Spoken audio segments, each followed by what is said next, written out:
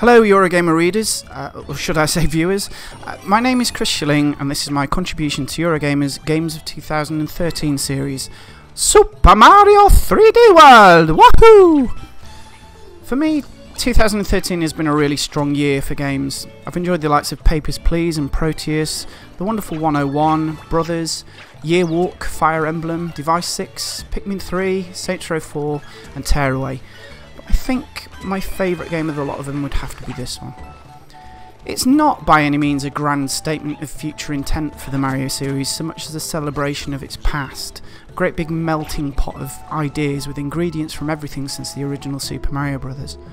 You've got enemies from the SNES games and Mario 64, to ideas and creatures from Galaxy and 3D Land. It's a kind of curious hybrid of both worlds, the side-scrollers and the 3D games combined in one package, so you've got the control precision of the former with a more expansive and interesting level design of the latter. It's similar to 3D Land in some respects. A lot of people said it's just like a straight sequel, but I think the level design is more interesting, certainly from a visual standpoint. I mean, it's a really beautiful game in places. It runs in 720p, but the frame rate is an absolute rock-solid 60 throughout, which means you get that all-important responsiveness. There's real character in the levels and the enemies, lots of colour and nice effects, and the music is just wonderful. There's real variety in it. The main theme is incredibly catchy, there's a lovely tune in the snow level that feels very festive. There are remixes of old favourites like the Gusty Garden Galaxy theme, and maybe best of all the kind of mournful strings and the ghost houses. At first it keeps things quite simple so you can ease your way into it, but by world 4 or 5 it starts to ramp things up a little bit, gets a little bit tougher, and then the final couple of worlds before you meet Bowser are where you'll really start to lose a few lives. And then the post-game stuff is on a completely different level entirely. The levels themselves are designed to accommodate 4 players, but they don't really feel that empty with one. Partly that's because when you've got all 4 it gets really hectic, but because the hazards and the platforming are designed in such a way as to trip you up whether you're on your own or whether you're playing in a group. It's remarkable it works as well as it does really, particularly when you throw other players into the mix. It transforms the game from this really beautifully designed solo platformer into total chaos, a free-for-all where everyone's racing each other and battling each other and fighting over who gets to wear the crown and throwing each other off cliffs and so on. 3D World throws out a lot of familiar ideas, the idea of themed worlds for example. So there's a desert world, an ice world, a sky world, and so on and so forth. But the levels within them aren't tied to that particular theme. You get one of each and then it'll go off on a tangent. So for example you get this lovely autumnal level where there are moving platforms and enemies that look like a sentient version of one of those giant brushes you get in a car wash. And there's a brilliant bit where you plummet down a waterfall, gliding down through golden rings, collecting coins on the way to a green star. There's a heck of a lot of variety in other words. You've got larger, more open levels, right down to quite compact ones. There are timed levels, there's a stage that plays out a little bit like a top-down shooter, and another one you'll see in a couple of minutes that references Mario Kart. In between you've got these short challenges, mystery houses where you have to hit targets with a baseball, or defeat a given number of enemies in a short space of time. It feels quite restless in that regard, but crucially it doesn't feel random. You sense that EAD Tokyo really thought about each of these ideas before they threw them in. Now, some people don't like the idea of a timer in a 3D Mario game. They like the freedom and the time to stop and take it all in and explore at their leisure. And for me that's fine in games like Mario Sunshine or Galaxy, but I think here the clock feels like a good fit. It adds a certain amount of pressure, so to get everything in one go, to get all 3 green stars and a MiiVerse stamp, and to reach the flagpole in time, it isn't easy. And of course it's a factor in your score too. Then you've got MiiVerse ghost characters that get beamed into your game that you can race against, or even just watch for ideas on how to get past tricky bits. Some of them trail presents behind them that offer power-ups or new coins, but either way it's another encouragement to come back to speedrun the levels. So while the stages themselves aren't as big and as open as in Super Mario Galaxy, they're a heck of a lot more replayable. Almost every time Nintendo publishes a new asks, they say it's the grand culmination of Mario games, but I think this is the first time that that statement really feels true.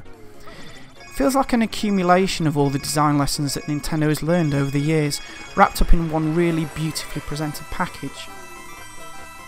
Levels are designed in such a way as you don't really need the extra freedom of analog controls. It's not like Galaxy which was looser and more open. This is a game where you really need that extra precision.